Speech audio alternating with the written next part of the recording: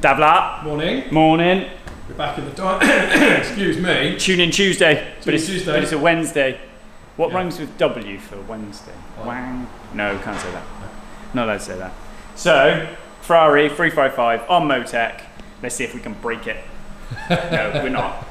Tidy it up. We don't break things. Let's get through the intro and I'll walk you around it, tell you what we're going to do, show you a laptopy screen, and show you some tricks of the trade. Let's do it.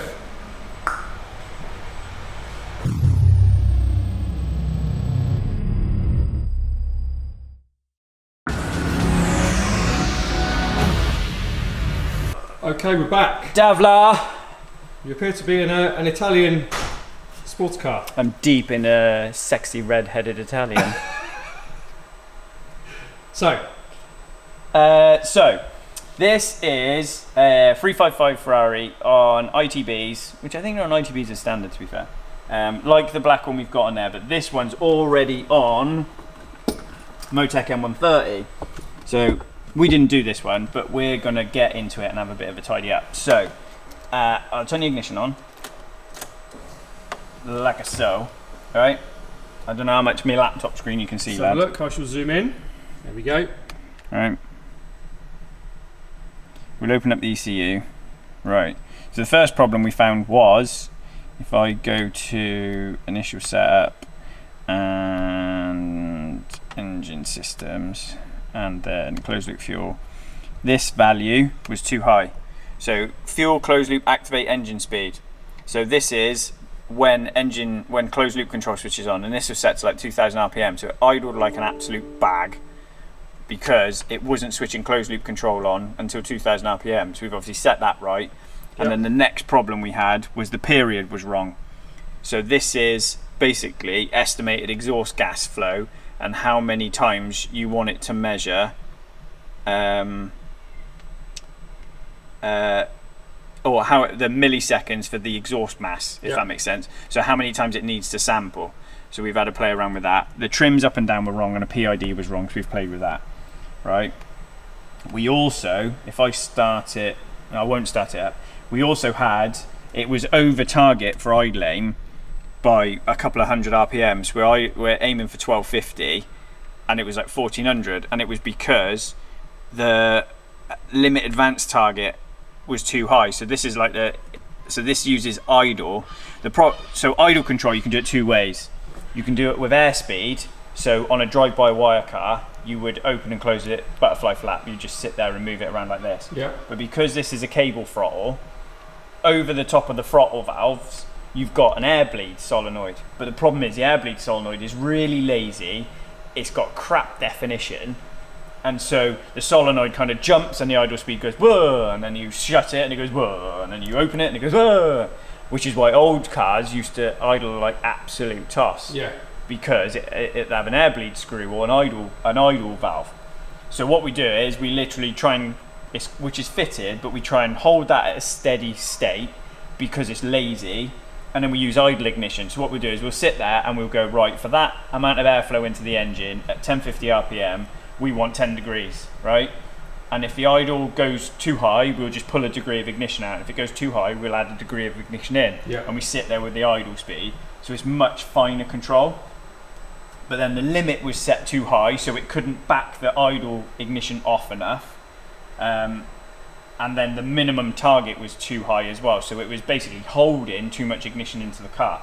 The caveat to that is, if you've got too much airflow into the engine, so we've had this before where we've had a bent butterfly valve, so you've got too much airflow going in, and you keep pulling the ignition out and you're not watching the number. We had the car with a bent butterfly valve and it'd sit there at idle and overheat. Yeah. And what had happened is, because the butterfly was bent, it was pulling the ignition out and out and out and out and out, and it was actually starting to retard the ignition. So then you get a super hot engine because all it's doing is superheating everything coming out the exhaust. So you just got to watch for stuff like that. You just got to make sure the numbers coming in and out are right. So I don't know how noisy this is going to be, so we'll fire it up and I'll show you what I mean.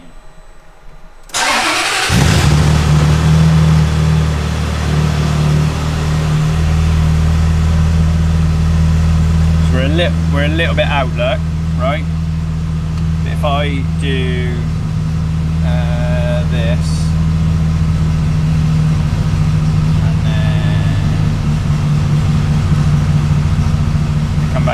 if I trim the whole table down and down, down, watch my, oh, there we go.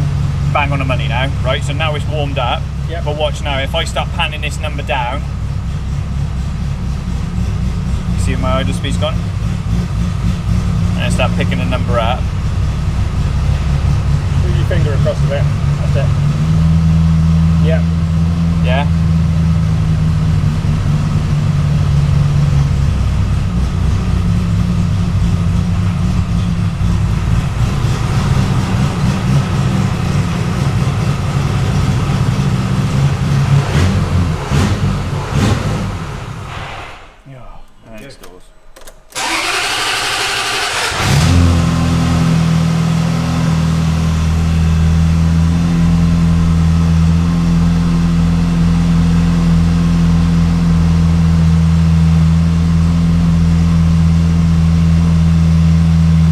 Settle.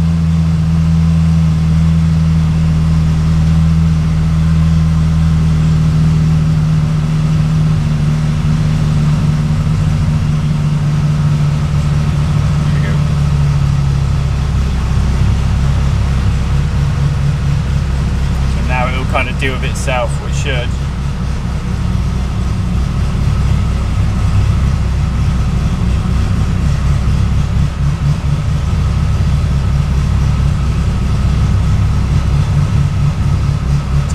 Seems to be happy about that. Cool.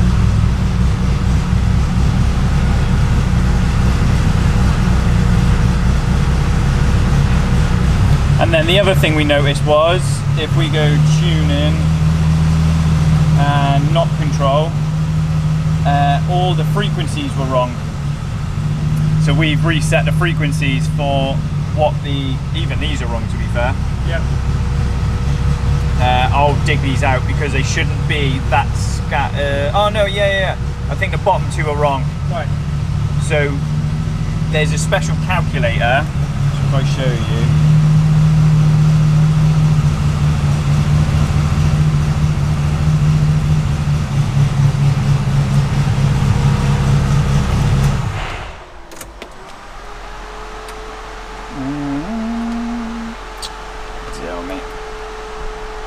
So knock frequencies all done based off your bore and stroke. Yep. Yeah. So Google is your friend. 355 bore and stroke. I did work this out. So it's 85mm bore.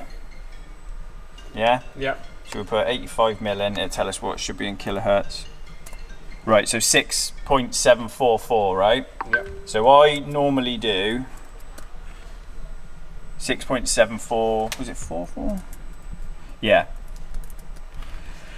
So I normally do A as the primary frequency, right? I normally do B as a double, so it should in theory get you half the hertz when you do it. But what I would also do is, like this one now, I would go like 500 hertz above, and the one below I'd go 500 hertz below. Yep. So if we say D's going to be 6,240, yeah, and then quick maths is 7,240.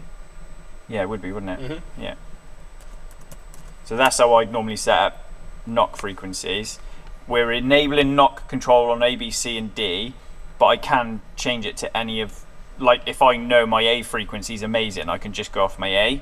Okay. Right, and then you set your frequency, your threshold then. So anything that calculated that is above your threshold will start putting knock in, right? So if we go down through the values, look. So the Hurricane kit we use does it a little bit different to GPA. So what the GPA does is it does your trim by a gain. So all the way through the rev range, if I do G, all the way through the rev range is allowing 100% trim, and the trim is your limit, your threshold divided by your gain. So if your threshold is 40 and you're asking for 100% limit, you'll get 4 degrees out in one hit.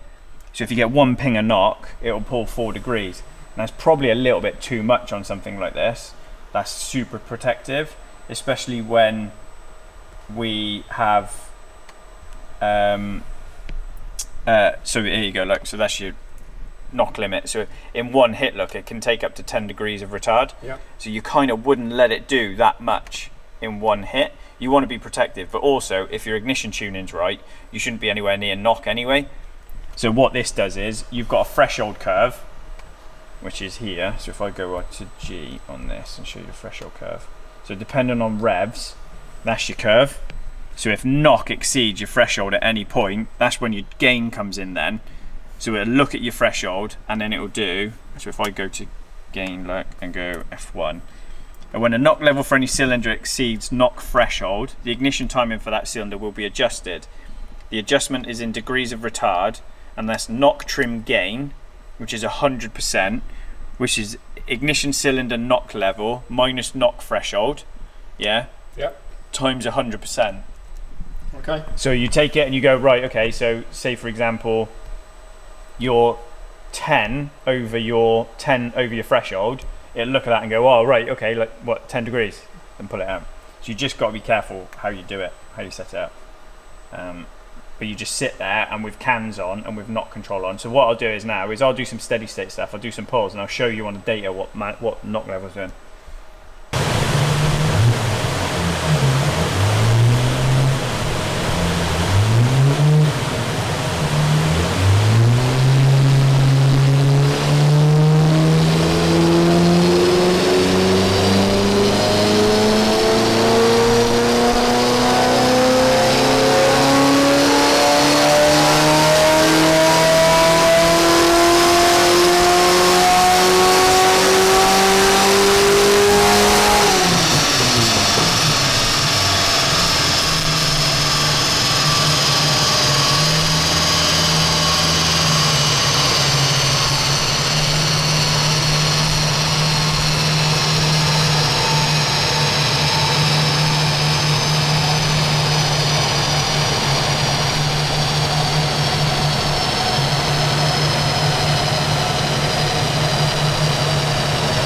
It is warm in here, Davla. It is warm.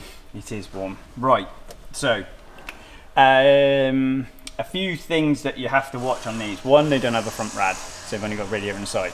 So I'm cooking because I've got the fan on flat out in here. We've got fans in the side as well, but we're quite coolant limited. And look, I've switched it off. It's been off what? I've literally unstrapped it, and my airbox temp has gone 50 odd degrees. Yeah. So you've got to watch that because these are really sensitive to airbox temp, as in if I went out now and zeroed out the cal for airbox temp compensation, the bloody thing is stall. So you've got to be really careful, it does have a big effect. So we've done, if I show you on me graph, and again, so everything with a black dot is what we've calibrated steady state. Yep. Yeah, so I just put it on a dyno, hold the dyno, and before this whole area here, if I show you, if I come back, so that whole highlighted area there was flat, well actually it was level with this. Yeah. So it was all the way over here. So when Will tipped in on the throttle, it was horrible until the closed loop control caught up and then whacked a load of fuel at him. So it was a bit jerky and a bit nasty. So we've tidied that up. We have put in some more fuel in fuel control. It doesn't like being bent, this thing. If anyone knows a good laptop that's metal, so we've put some fuel in at the top end basically on closed loop control because it was quite lean, and I've added it in and it has quite taken to it, has quite liked it. So we've played around the closed loop table a little bit. The reason we've kind of stopped where we are is if I go here, F6T, let me see if I've still got, oh, I haven't got it recorded. I had it recorded where I did a pull. Yep. And we were getting knock on cylinder 2 and it was screwing around all over the place. So I've swapped, we think it was a knock sensor because there's 4 knock sensors on it, and we swapped knock sensor over and it moved. So I've got a problematic knock sensor. So everything else is 0, even at like 5,000 RPM. Pull the ignition out, put ignition in, have a listen, I've got nothing. Swap sensors and I can move knock around, so we've got a faulty sensor. So I'm not really happy to push too much further on and till I know that that's right. Sure. The other little bit that when Will comes back I want to tune a little bit better is something called closed loop control period. So this is essentially the sample rate. So this is a sample rate for exhaust flow. So how many times a second it samples what's going on with lambda. Yeah. Right? So if you do it too fast, well, let's do it the other way. If you do it too slow, so if you do it, what you've always got to remember is what happens at the throttle, what happens at the in the chamber, and what happens at the lambda probe have time periods between them, right? So you make a throttle adjustment change, so you affect the airflow into the engine.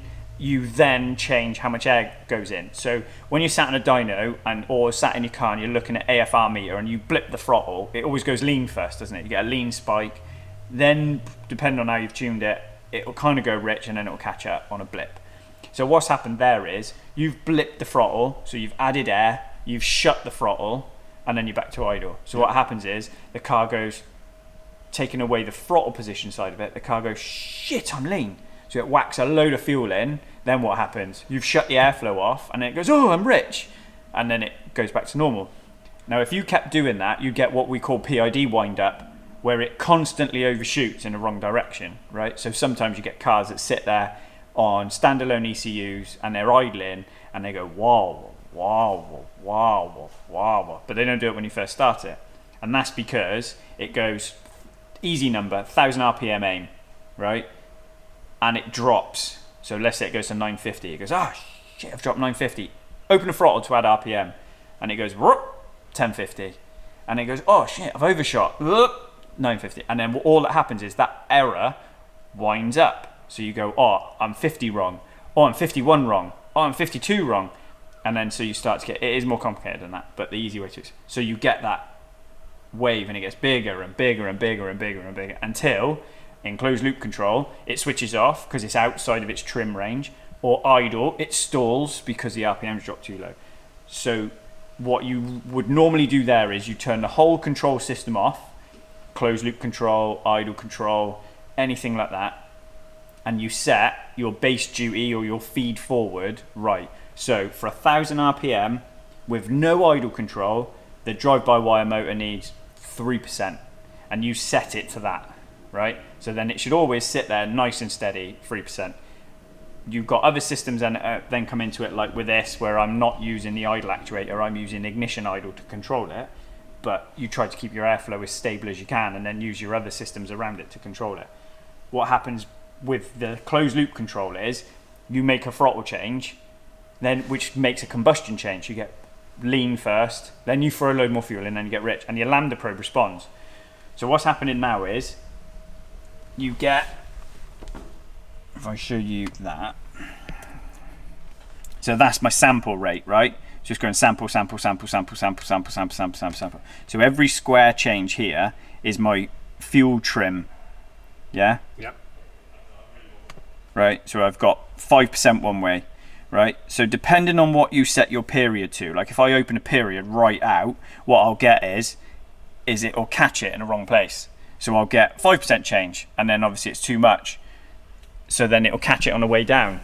So you've got to tune your sample for the exhaust gas speed. So the faster it is, that's better for high RPM stuff. But if you have it too fast, when it's idling, you just tighten knots because it's too quick for its own good. Because you go, oh, I'm adding 1% and I've sampled it. Oh, it's not right. I need to add another percent. Oh, it's not right. I need to. And then by the time it's changed at the lambda probe, because it's got to go through the inlet manifold, combust, come out of the engine, past the lambda probe. By the time it's done that, it's tied itself in knots. Yeah. So it's getting tuning that timing right. So on the V10s, we know what all the numbers are. On this, it just takes a little bit more tuning because it hasn't been done before. But again, it's a value you've got to that you've got to tune, because that affects how the closed loop control works, and the closed loop control working right affects the idle, and all these things affects the drivability, the tipping. So you kind of got to trace it back sometimes when you've got a problem as to what's causing it. It's not just 10 degrees of ignition, you know, 16% engine efficiency and a bit of cam timing, sometimes there's something else causing it to knock on. So yeah, the good thing is with the MoTeC is, once I'm plugged in, my laptop is caching the ECU, so I can look now, I can sit here and I can go layout editor, unlock, F6 full screen, F5 gives me my values, add group, add channel, what do you want to look at? Pick a thing. I can look at anything now that ECU has as a channel inside it. Whereas if I just downloaded data login, yep, I would only be able to view the channels that I had logged and stored. So when I'm plugged into it like this, these are so easy to tune, because I can just sit there and look at whatever value I want. The second I now disconnect it, well, we'll do it. If I do OK, right, and I F6 come back and I click T off, so unpause the ECU. Yep. See all my values are gone? Yep. Well, providing I don't disconnect from ECU, I can get it back. Cool. Right? If I unpause, if I unplug it, pull the key out, key back in,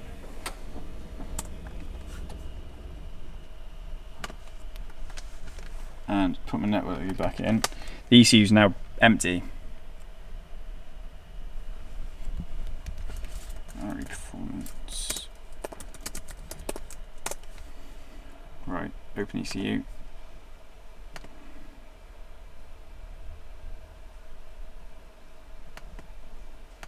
Yeah, there's nothing there. Started afresh. Yep. So I've got nothing to look at. So let me send. What is that? GPA M30. There it is. Let me just send that. Make sure I didn't corrupt the package. Yeah. So I can spend hours in here, mate. And you often do. Yeah. So a successful day, really. We've diagnosed what the issues are. It's going to go out. We send Will away with a couple of things to change. Yep. It was never going to be a one step. So hopefully now he drives home and he messaged me going, "Oh, our car's transformed low end," because of what we've done down the bottom end, what we've done with closed loop control, that kind of thing. So yeah, little steps. But you can spend days. Sure. You spend days. And you can refine it. But you've always got to remember, you're always fighting the mechanical deficiencies of the engine. So it might not like to idle at 800 RPM because it's ITBs, open exhaust, you know what I mean? So you've always got to remember what you're trying to tune and what your limitations are. So we've got Escort in tomorrow that I think has got some Larry cams in it. That's probably going to have to idle at like 1400 RPM. Yeah. Because when you've got big cams, you can't sit there and idle them at 600 RPM like the stock engine would have done. So yeah, you just got to work within the limitations of your hardware, really. But yeah, I mean those ECUs, that's it. That's a little box. So it is good. And then that's the interface then with the chassis. So it's literally 5 wires, so it'll be tacho, that sort of thing. So it gives you so much scope for control so every parameter. That is exactly what's on my British Supersport bike. Right, okay. So that's what is control ECU in British Superbikes. Yep. So we know these well. And then the Noble's going on an M130. Yep. The Ferrari out there is going on a different ECU, but same sort of thing. So yeah. Good stuff. The to-do list is ticked off, sir. Excellent. So yeah. Good job. Right, should we have a wander around, show you what else is in? Let's do it. Let me get off Dyno, mate. We're back. Welcome to another episode of My Name on the Door. Is it another episode or is it the same video? I think it's the same video. Is it the same video? Yeah. Welcome back. Welcome back. Following the So, interlude. depending on how Dav has put this together, you've either seen a Ferrari on the dyno, and we've run through some standalone stuff, me looking like a knob stood next to it, or what else have we filmed? I don't know Not yet. a lot else. Who knows until I edit it. So, hopefully we're through the intro. Hopefully you've seen a Ferrari. Before we have a quick walk around, what has gone on? So, loads of stuff has gone, which is cool. The Maserati gearbox is out, which I'll show you because we've got the hydraulics off it. I was at Brands Hatch yesterday, riding the bike. Oh, bike's back. Yeah, bike's back. So I'm away the weekend racing. So yeah, it was good. It was fucking carnage. Yeah. Yeah. track days made it dangerous. Yeah, track days are dangerous. So we went to GP, and I wanted to test at GP because it'd be good to try and race there at the end of the year.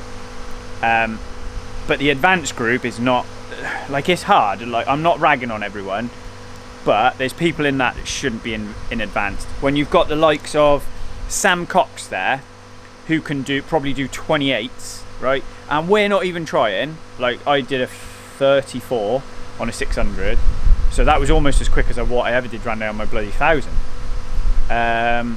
And even on that lap, I still nearly crashed into someone. Wow. So it's carnage. So, all right, you're always trying to be sensible, and it is a track day. You're not testing, but the dangerous thing, you get it all the time, is like the intergroup. Everyone thinks they're quick, so they go in the advanced group. Yeah. And it's just, there were so many bikes on track. It was super busy. It rained in the morning, so that turns everyone into a knobhead when it dries out. And then, yeah, one guy got airlifted to hospital at Paddock. It's just carnage, and it makes you realise that actually track days are a waste of money. Yeah. So fuel in the van to drive from here to Brands. I was up at 5 in the morning. Then you've got food for the day, fuel for the bike, wear on the bike, which is, I don't know how much that is, but it's a super sport bike, so it's engine wear.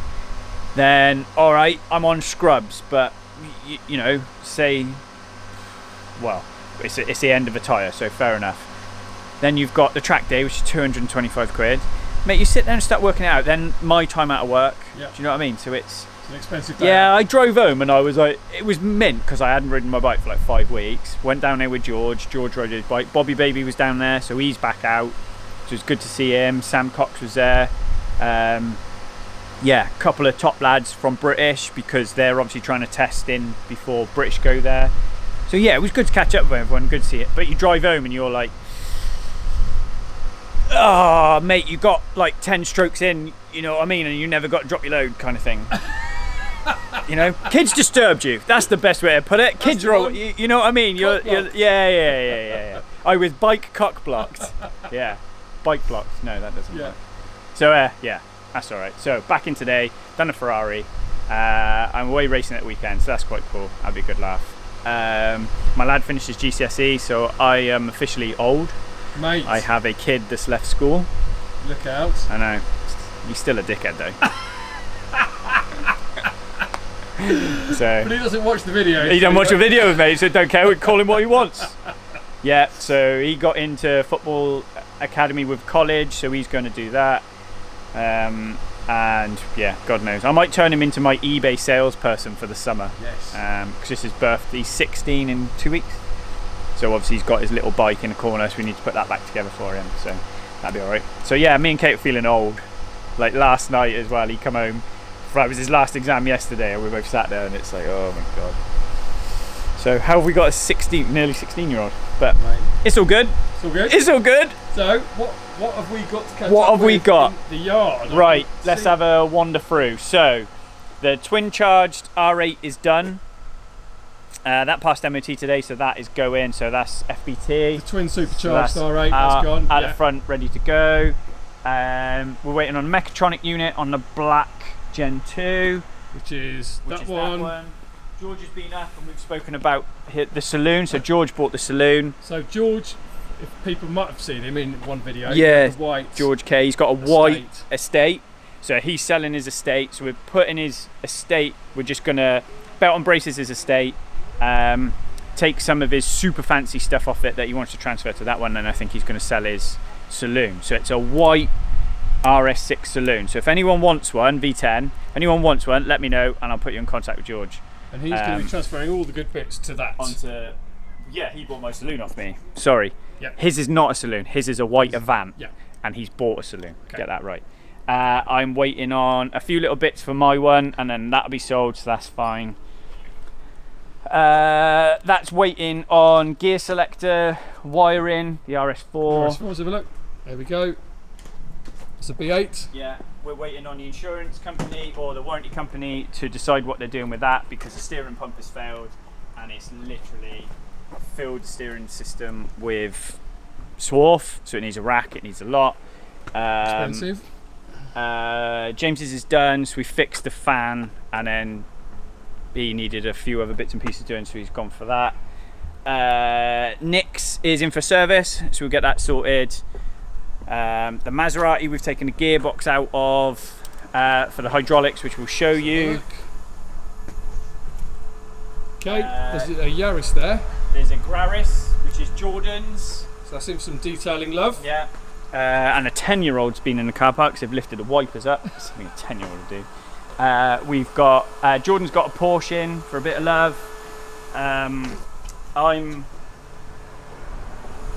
helping out a really tall lad whose BMW's broke, and I wouldn't normally help him out, but his missus is fit, so. I think I know who that is. Yeah. You might want to be on camera. His lads will cringe that I've said that because they watch. Jimmy will laugh. Yeah, and Kate will shout at me. Doesn't he normally come on 2 wheels? Yeah, he does. Yeah. So, yeah, he's a good lad. He's the tall lad that comes in here, Jimmy. So, yeah, so we got to fix that. His steering lock's failed or something, but he had a bit of a palaver. So it broke down at Sally's work, and he phoned breakdown, and breakdown were like, yeah. He's like, keys don't work, doesn't start, steering lock doesn't come off, it's fine.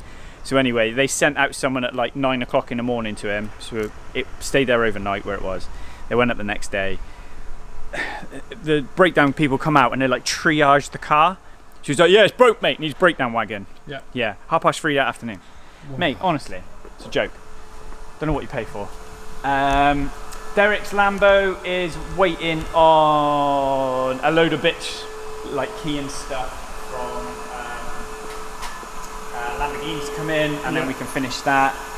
Somebody had stuck a carbon trim on with like cement. Hang on a minute, so I need to adjust my, oh my goodness, look at that. So Jordan's got to redo this trim, so he's going to do that, and then we've got a few other little bits and pieces to do service, that kind of thing, so that's fine. We fixed the roof on Mike's and it had a misfire, so we couldn't fix the misfire till we got the roof fixed, so Matt's fixed the roof. Here we are. And then we're fixing the misfire at the minute. Harry's RS6, we're in the middle of doing a water meth, and Jordan's doing some body stuff, and then you can have that back. Well, it's got some cheeky carbon mirrors on it. Very nice, let's have a look. And no front. No, because we've got to put water meth nozzles on it and a few other bits. Jordan's painting the bumper and sorting out. Jordan's got a Larry Atom in. Oh yes. So he's just got to put some PPF on some bits. He's got Porsche. That's nice, that isn't it? That's the same as Hans. Yeah. George? What's the difference between this one and Hans's? Nothing. It is the same. Right. Okay. Yeah. Same as Hans. Have we put that bit out yet? No, we haven't. A video of a really tall man driving a really small car. So. Has Hans got as much aero as well? Has he? Yeah, they are good, these. Yeah. Okay. Yeah, it's baller, isn't it? Yeah. We've got engine being done on mix. So that's the twin turbo. Yeah, up there. twin turbo. Just do a quick one up there. That out. Yeah. Loads of stuff has turned up for Josh's, but we'll go into that when we do Josh's next video. Yeah. And a load of stuff has turned up for Noble, and we'll go into that when we do Noble video. So. Any engine goodies or anything going on there? Wow. CP make pistons for it. Oh. Yeah. Fuel systems turned up, but that's another video. Yeah. I don't know. It's going to get expensive, isn't it? It is going to get expensive. More expensive. Yeah. So. Okay. I think we're caught up then, bud. Yeah. Well, I put the tool in the corner and done nothing else with it. So if anyone can wire up through my pen. If anyone's in Swindon and can do 3-phase, give me a shout. I'll let you use a machine for free. I don't know. Yeah, I got to wire that in, and I got to run a water pipe.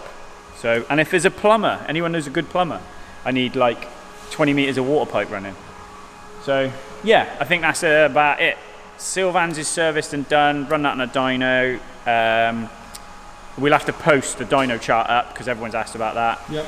And he's had the joys of being sponsored by a tyre company. Had Bridgestone Potenza races sent to me. Ooh. So So we'll Very put nice. tyres on it. Yeah. And see if we can blag an interview with him when he comes in to pick it up. That'd be good. And I think, We're all caught up. apart from the boys tidying up, we're about done. Nice. So Right. I would say it's tea time, but well, maybe it is tea I time. think it's tea time. It's tea time. So smash the buttons, let me know what I did wrong, and see you next week. See you next week.